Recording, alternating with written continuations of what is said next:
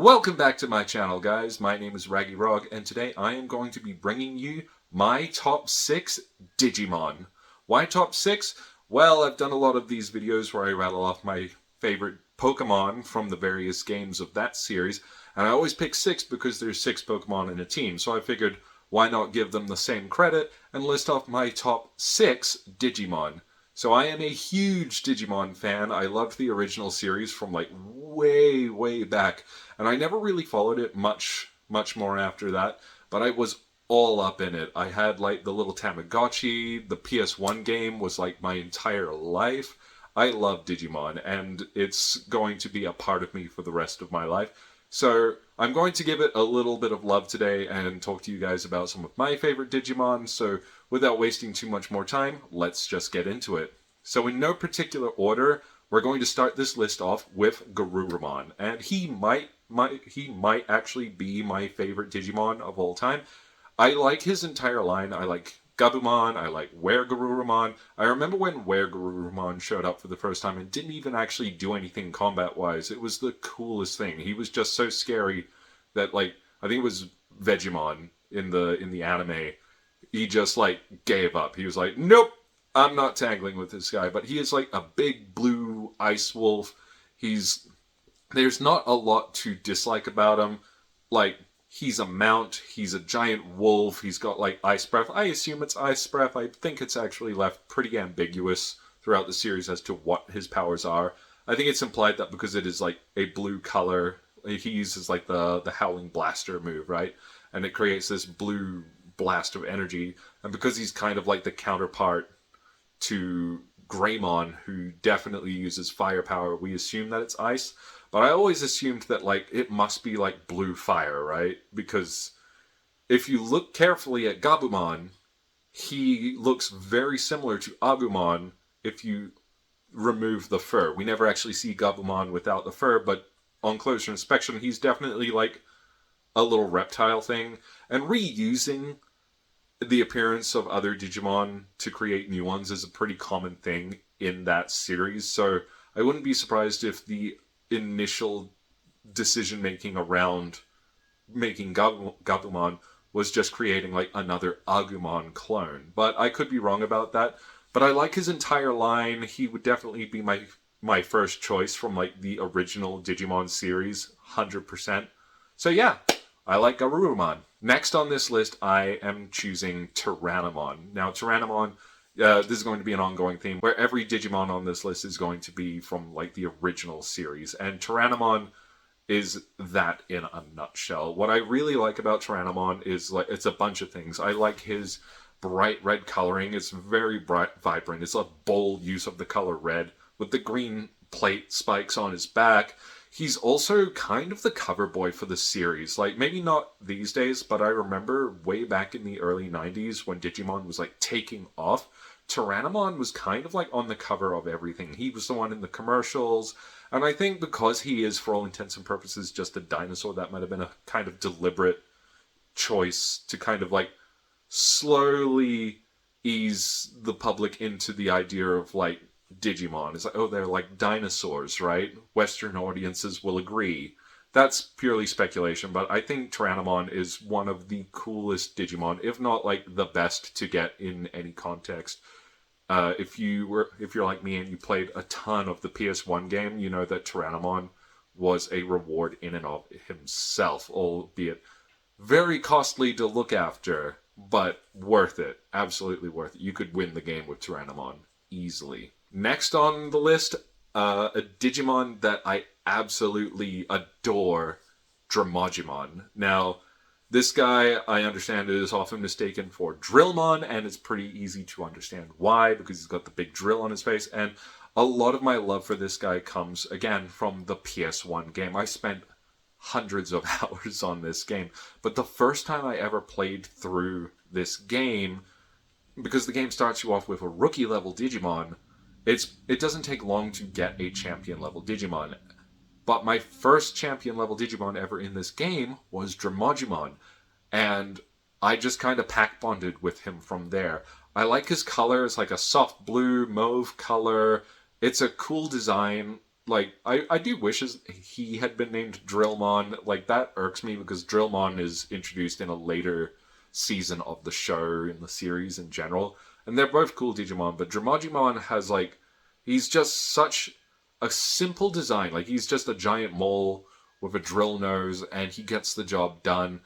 He's a more defensively oriented Digimon, and now that I think of it, the PS1 game, I think, had that dynamic where it asks you, do you prefer day or night? And depending on that choice, it gives you Agumon or Gabumon, respectively, at the start of the game.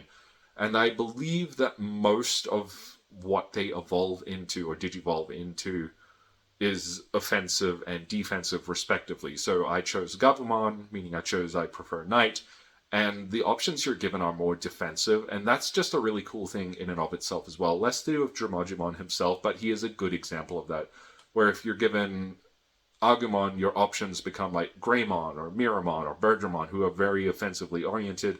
I ended up with Dromogimon, who has a lot more HP to work with and is a little harder to take down. Maybe not so good at taking enemies out quickly. But I love Dromogimon. I'm always going to love Dromogimon. I might get a tattoo of him one day. I have considered that. So stay tuned for that. Next on this list, bit of a cop-out maybe, but I absolutely adore Greymon. So yeah, I'm a bit of a purist in that pretty much all of my favorites come from the original series. Greymon is similar to Tyrannomon. He is definitely the cover boy for the series. Tyrannomon is a great example of, like, you know, they're like dinosaurs, they're monsters, but Greymon really paints a picture of what a Digimon should be, because he's more than a dinosaur. He's got, like, the skull cap thing, he's got the blue stripes and everything. He's very much a dinosaur, but there's something about him that makes him completely unique in that sense. And it's different from, say, Pokemon. It's different from a lot of other monster taming shows and games and stuff that we had growing up. It's cool and it's flamboyant, and he is a great example of that. Probably my favorite thing about Greymon in any respect is actually in the Digimon movie, which I found out recently is apparently 3 Japanese movies stapled together and edited to make one more cohesive movie for the West.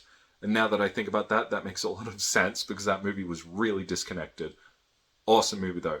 But at the start of the film, we see, like, the segment where Tai and Kari meet Koromon, and he turns into Agumon, and then he turns into Greymon, and this is all happening in Tokyo, where he fights Parrotmon, and that fight is epic, because by the time we get there, we get to see him turn into Greymon, and that whole scene where Tai's still calling him Koromon, and he's like, I'm Greymon now, and the world shakes, and he, like, releases his Nova Blast. It's like, I'm actually getting shivers talking about it. This is, like, my favorite scene in any movie, and I seldom watch it these days, but I watched it probably at least once a week every day of my childhood for a while there. This movie is my life, and I don't care that it's completely disconnected and parts of it don't make sense. If you take it for what it is, an awesome movie featuring Greymon, well then, it's perfect.